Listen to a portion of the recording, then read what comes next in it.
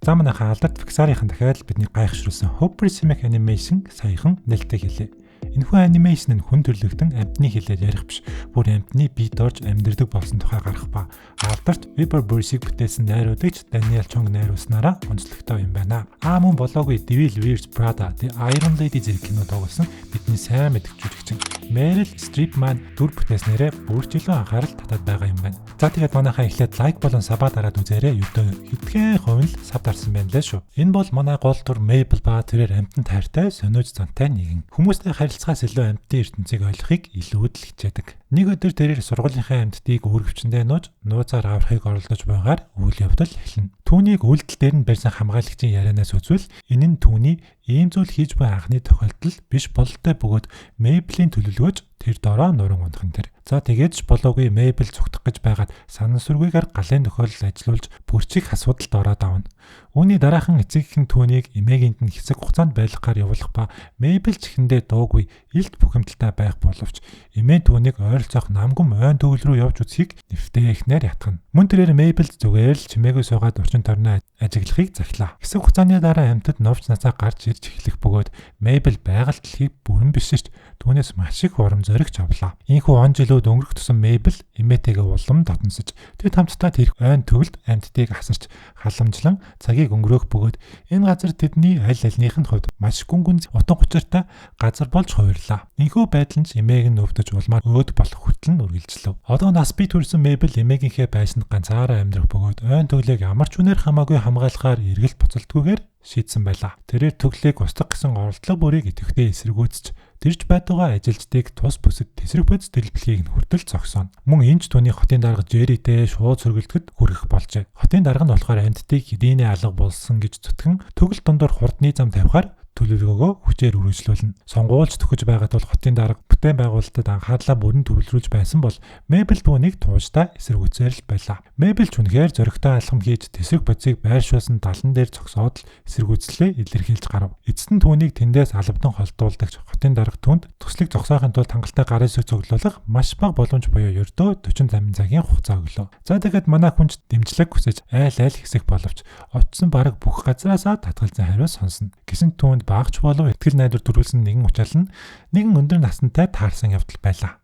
Mabel тэмцлийнхээ зорилгыг тайлбарлах үед тэр өвөө маш анхааралтай сонсож байгаа нь харагдана. Mabel ч өөрийн зорилго тэмүүлээ сэтгэл хөдлөн хуваалцаж тэрч байдаг өвөөд гэрийн ажилтнанд тусалдаг боловч хожим нь өвөө түүнийг огт сонсоогүй бүр сонсголын аппарат нь хүртэл унтраалтай байсныг нь ойлгох нь тэр. За тэгээд бүр хамгийн муухай нь өвөө түүний өргөдөлд гарын өсөг зурхын оронд санамсаргүйгээр өөрийнхөө авах хүнсний жагсаалтыг бичсэн байх нь тэр. Энэхүү хугацааш дуусаж байсан тул Mabel Beaverton их сургууль руу яаран очиж ямар нэгэн шийдэл олох байх хэмээн найдан профессор Сэми лекцийг тасалдаг боловч түүнд зэрлэг амьтад тэнд амьдарсаар байгааг батлах нотолгоо тэр дундаа минж олж чадахгүй л бол ойн төглийг аврах боломжгүй байж мэднэ хэмээн тайлбарллаа. Яг энэ үед Mabel нэг санаа гэлс хийж орж ирсэн нь өнөөг даланг санаад тэрээр минж олох нь бүх зүйлийг аврах түлхүүр байж мэднэ гэдэгт бат итгэлээ. Гэвч Mabel төлөвлөгөө хэрэгжүүлэхээр зүтгэх боловч юу ч түүний санснаар болохгүй байгаа мэтэл санагдана. Урам нь хугарсан тэрээр эцэг нь энэ улсаас явахаар бэлтгэж түүний хамт явахыг хүсэж байсан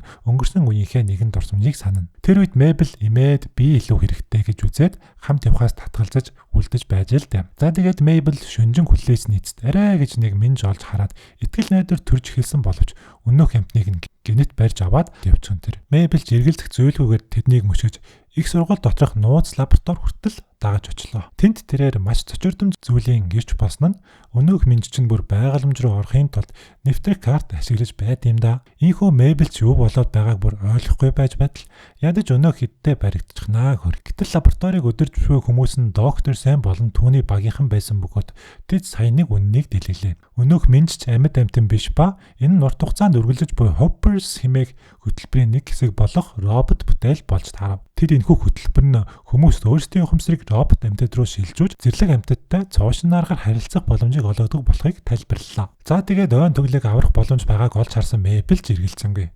Доктор Сэми анхааруулгыг үл харгалзан өөрийгөө робот мэнчтэй холбож лабораториос зугтчих нь тэр. Энэ явцад ширүүн хөөцөлдөөн өрнөх боловч багийнхан түүнийг зогсоож чадсангүй. Гэвч түүний эргчлөө богинохон байсан ба түүнийг зугтаж явах үед нь нэгэн шувуу гинэт шүүрэн авч ойн төглийн гүнд унахчихв. Удалгүй Мэйбл ухаан орхитойгоо эргэн тойрныхоо амьтдын хэллийг ойлгодог болсноо мэдээд маш их цочордно.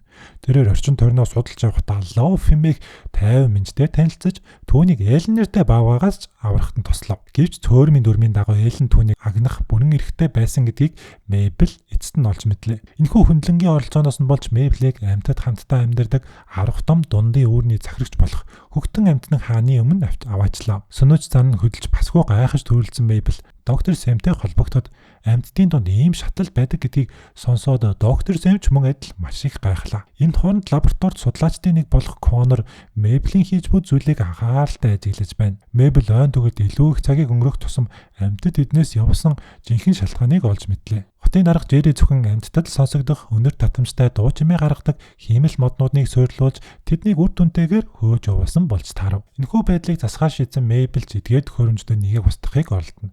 Харин Коннор цаашид нөхцөл байдлыг дордуулахгүй тулд түүнийг зогсоохыг оролдсон боловч бүтэлгүйтэж Мэйбл төхөөрөмжийг амжилттай устгаж чадлаа. Тэгээд дохио алга болсон тулд амьдад Жеррийн ирж эхэллээ. Тэд даланг дахин байж ойн түгэлд амьдралыг айжмаар эргүүлэн авчирв. Энэ хугацаанд Мэйбл Жорж хаантай дотн холбоо тогтоож түүний эрх мэдэлд хүрсэн намнал нь төрсэн эцэгтэй хөөгцсний дараа эхэлсэн болохыг олж мэднэ. Мэйблийн шийдэмгий байлиг бишрэн Жорж түүнд өөрийн зөвлөх буюу хааны сарвууны үүргийг санал болгодог боловч энэхүү их тайван байдал удаан үргэлжилсэнгүй. Хотын дарга Жерри амьтад иргэн ирснийг хараад маш их цочордох бөгөөд хариу арга хэмжээ авч даланг дахин устгаад өнөөх дуу чимээ гарагч модыг бүрч олноор нь суйрлуулж орхих нь тэр. Үүнд ч маш ихээр уурлаж бухимдсан Мэйбл Жоржийг хатгаж хоёр нутагтан загас хэвлэлээр явагчид шавьчны удирдагчийг багтаасан өөрөөр зүйлийн хүчрэг удирдагчдаас бүрдсэн амьтдын зөвлөлийг цуглууллаа.